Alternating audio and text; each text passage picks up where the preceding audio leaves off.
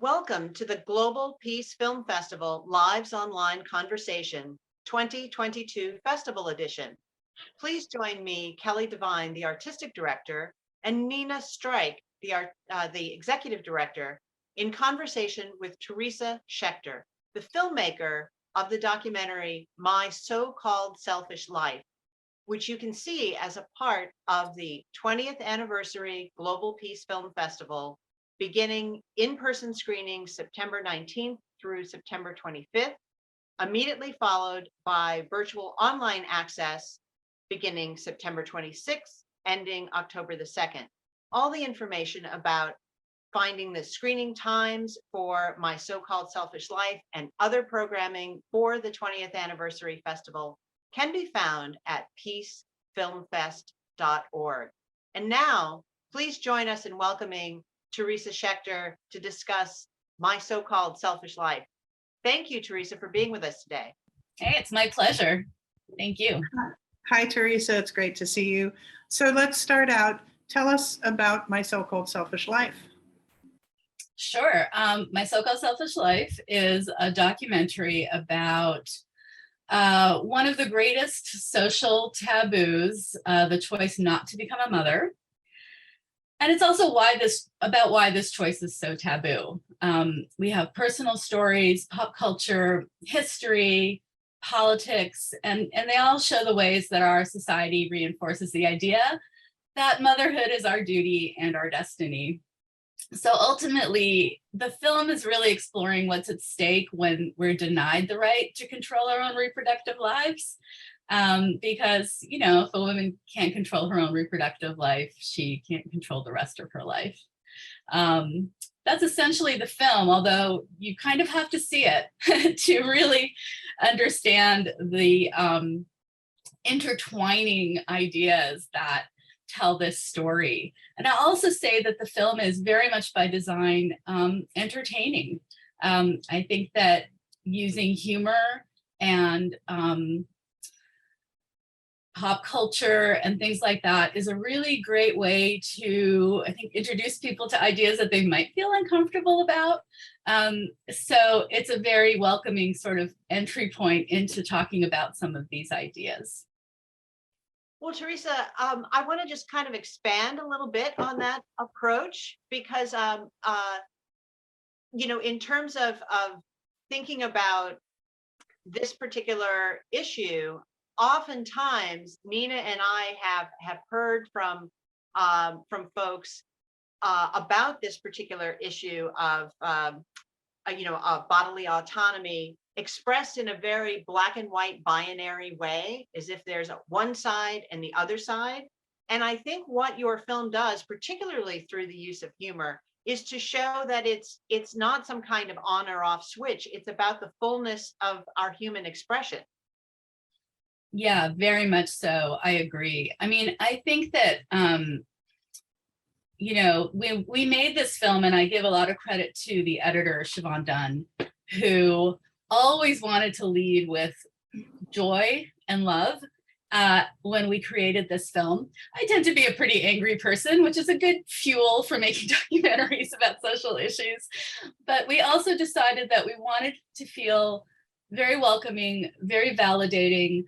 I know there are people who are not going to like the film and won't agree with it, and that's just kind of par for the course. But we wanted to engage people on a level where we were going to give them some information that at times could be pretty tough, honestly, and have them stick with us. And I think when people are entertained, they pay more attention. So some of the film is entertaining and fun. There are clips from Seinfeld. There are, you know, clips from other TV and pop culture films. We have a whole montage of films with people being told that their biological clock is ticking. It's amazing how many times that phrase is used in our pop culture. But at the same time, we do go into issues around reproductive control and reproductive oppression. And we go back through history, all the way back to enslaved women in America and how their reproduction was controlled, forced sterilization in this country, of many, many groups of people who the powers that be felt should not be allowed to reproduce, which is still going on today, by the way. And, you know, into the present with the fertility rate panic and how that reflects a lot of fairly unpleasant issues about this country. So it's all there. And I think that, again, credit to Siobhan Dunn. She has done such a beautiful job of weaving together all of these different storylines, different ideas, and different tones to create a film that I just think is really, I'm very proud of it. What can I say? I'm really proud of this film. And it's it has been sort of a tough lift to make it work. And I think it does work. And I'm so excited to share it. Oh, well, we are very honored that you are being so generous and sharing it with our audiences, because it is such an important way to discuss, again, the fullness of our humanity, not just simply a particular procedure that people don't maybe understand fully and think is the beginning and end of that discussion. Right. I want to add something, sorry, to that. Sure. I think in our early conversations, you had said something really beautiful, which was the idea that the film shows what full reproductive agency can look like. What does it look like when you live in a world where you can make whatever decision you want about your own reproductive future? What might that look like? And I think that's a big part of it. And I love the way that you express that idea. Oh, well, thank you. And I mean it. And but sticking with the humorous side, I really appreciate, not giving too much away, but I really appreciate how you redeemed the cat lady. And I am now team cat lady, and I want that on a t-shirt. Absolutely. Yeah. Especially one of the women in our film, Chanel Dubofsky, was always our sort of queen cat lady in the film. I'll share one thing that she talks about, which is really funny. And we use this clip a lot in outreach. She lives in a house with 7 other people. They share a large house. They're all artists. And they always have conversations about how many pets to have. And her housemate says, how many cats do you think is too many cats? And Chanel says, 20? I think 20. And her housemate says 5. 5 is too many cats. This is by far our most popular outreach clip. So we're making a film about all of these issues, capital I issues. And really the thing that really kind of grabs people is talking about how many cats is too many cats, which I kind of love. I think that's great. Well, let me ask you, both along the way of filming and in presenting and interacting with audiences, what has surprised you, or what have you learned through this journey? That's a really good question. I mean, the one thing that I learned very quickly was how kind of vast this conversation is. I think when we talk about the choice not to have children, it does seem like a very black and white issue. And people will often say, you don't want children, don't have children, just shut up about it. That kind of thing. The internet is such a friendly place. But the more I worked on it, the more I realized how intersectional the topic was and how it just sort of kept growing and growing. And affecting so many facets of our lives, not just our reproductive control of our own bodies, but also how people without children are treated in the workplace, which became a real issue during the pandemic.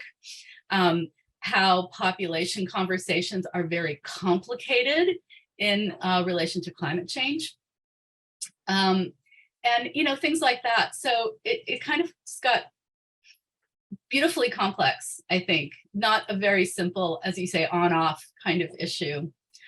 The other thing that I really liked was how my research would reveal all of these myths that we've grown up with that we just took for granted as fact, and in fact, were not. And my favorite, of course, is the biological clock, which is a term that we all use, and we see it in popular culture all the time. And those of us who biological clock has basically never gone off, would sit and wonder, what's wrong with me? There must be something wrong with me that I've never experience the biological clock going off. So it turns out that the biological clock is actually, the origins are an opinion article that was written by a journalist in 1978 for the Washington Post, a male journalist who wrote an article about women who were baby crazy, basically. And he starts the article off by admitting that he created a composite woman. So it wasn't actually about a real person. It was some composite about the women he knew. And there's no scientific information in there at all. It's really just kind of his opinion. And there was something about the time that opinion really ignited this concept that still hasn't left us, honestly. So we talk about that in the film, and we have some wonderful experts, including Dr. Kristen Brandy, who's an OBGYN, recently testified before the Senate, as a matter of fact.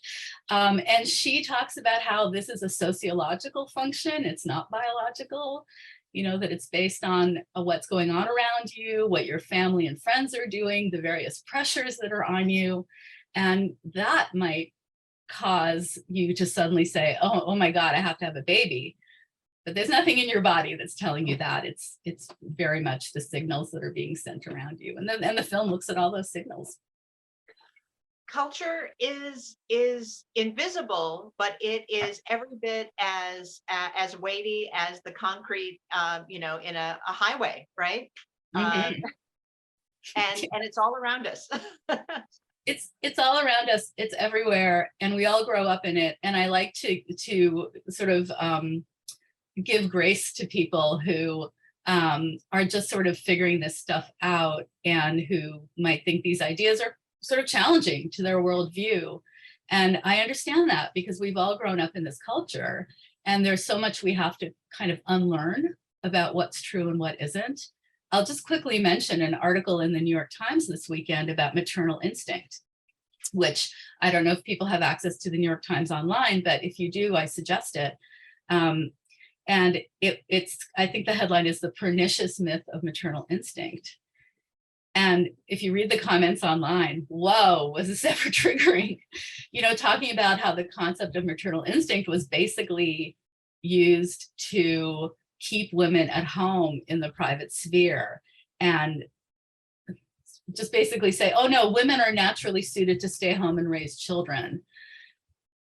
And, you know, let the men go out and do their thing. And she's got a lot of historical background on this, which is a lot of things that I actually researched for the film also. So I was thrilled to see it being shared on the platform of the New York Times. It's a really interesting article. And ultimately it talks about how tough it is for mothers, because the expectations on them are ridiculous and confining, and you know, sort of asking for more honest conversation about these things. So it's a really interesting story, but the comments, people were really, really angry. And I do think they kind of misread what she refers to as maternal instinct. But again, I get it. We grow up in this, and it's really pervasive and all consuming. So you kind of, again, this gets back to why I like making films that are funny, because it's sort of easier to walk people through ideas that are challenging, and kind of entertain them, and maybe make them laugh a bit and feel a little joy and validation along the way. So Well, that brings bringing us it back full circle. Yes, and that's a lovely way to talk about how this film works so well with our festival's mission. You know, one of the things that we really try to do is not just show people compelling, entertaining, well-made films, which your film is in, you know, in every respect. But we also hope that when the lights come up, and everyone's sitting a little taller in their seats and asking, what can I do? Or, you know, how can they take something that they have learned from the film back into their own lives or back into their own communities? I really thought your film did a lovely job of offering very gentle ways into a very hard conversation. Thank you. I think that, one of our big goals is to get this into universities and colleges and create these conversations, especially for young people who are, slowly getting on a path to figuring out what their lives are going to look like. And, there's a need to talk about these issues before people start sort of careening down the, marriage and kids autopilot, I will say. To get a really clear idea of what they want their lives to look like. These are really fundamental conversations that we should be having, and allowing people who watch the film to discuss these things. And I think that in a lot of ways, our mainstream society is kind of terrified of those conversations. If people suddenly decided not to create nuclear families, that would be very threatening to the status quo. Of course, there are a lot of lovely nuclear families, including my own. I grew up in a nuclear family in the suburbs, and it was a wonderful childhood. But anyway, so I think that targeting this film to schools especially, but also conferences, to speak directly to the people teaching and serving in these areas, gender studies, sociology, even medical schools, gynecologists, I think, have a really important job in also having these conversations with their patients. And that's really our biggest goal for the film, is to get it out to groups that can use it to spark their own conversations on this. We have a lovely discussion guide and things like that. So that's something that I'm really enjoying doing, speaking to groups and also sharing the film with these groups. That's fantastic. And we are really thrilled to be sharing this film, and we are actually showing it on a college campus. So so we're delighted to be doing that, and look forward to a terrific audience for your film. So let's wrap this up by talking about two things. First of all, beyond what you've just described, how can people support your work? And let us know what's next for you. Great. Yeah. Well, I think that the first thing to say is that our website is myselfishlife.com or mysocalledselfishlife.com. Both take you to the same place. And there's a lot of information there. There's a lot of great materials, resources, videos that audience members have sent in. And importantly, there's information on how to book a screening of the film, how to invite me as a filmmaker. We work with groups large and small on a sliding scale. So that's where you can find that. You can find all the links to our social media communities at mysocalledselfishlife.com. If you want to get involved in the online conversations, our Facebook group has 11,000 members on it for the film. So it's pretty cool over there. And then in terms of, hard support, we are still raising money to pay our bills. I'm an independent filmmaker. Making documentaries is very expensive. And we still welcome people's support to help us finish off paying the bills for our post-production and getting the film out into the world. There's a lot involved in outreach and publicity to just let people know the film exists. So if people feel like they are in a place where they can send a donation, tax deductible, that you can also do that on our page. And finally, we just opened a store to sell some merchandise, which is also on the website. The film poster, little buttons, different things. They're fun, stickers. So there are a lot of ways to support the film, and just mentioning it to people, telling people, and getting on our mailing list. So if people are interested, there's a mailing list link right at the top of the homepage, and you will literally be the first to know about anything that happens with the film, where it's screening, what's next for it, things like that. So lots of things. And what's next for you? Well, what's next for me actually is continuing to get the film out into the world, which is a big job. So I can tell you, with apologies to our first to know list, that we're going to be premiering on Canadian television this fall, which we're really excited about. We have some live screenings coming up in the US and Canada and the UK. And I have to keep this engine moving and going forward. So there's going to be another year of working on outreach and distribution and things like that. It's a big job. Past that, I'm thinking about the next film.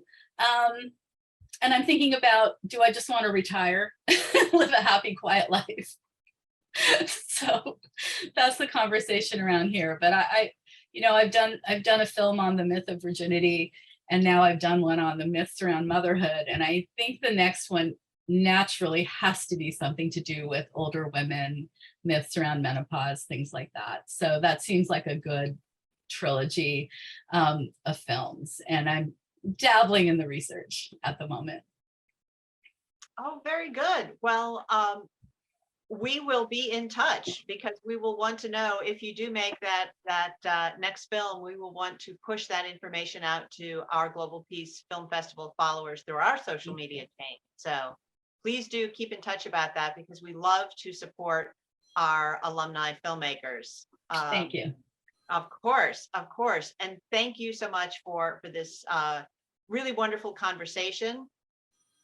And thank you all for watching today's Glow. I really would encourage you to seek out this film, My So-Called Selfish Life, by Teresa Schechter.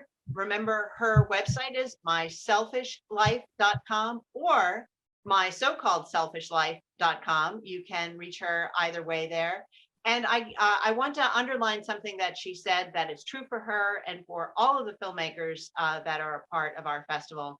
Independent filmmakers, they really rely on the kindness of all of the fans and followers. So please do spread the word, check out the other resources. But if you really love this film, and I think you really will, do consider donating to it.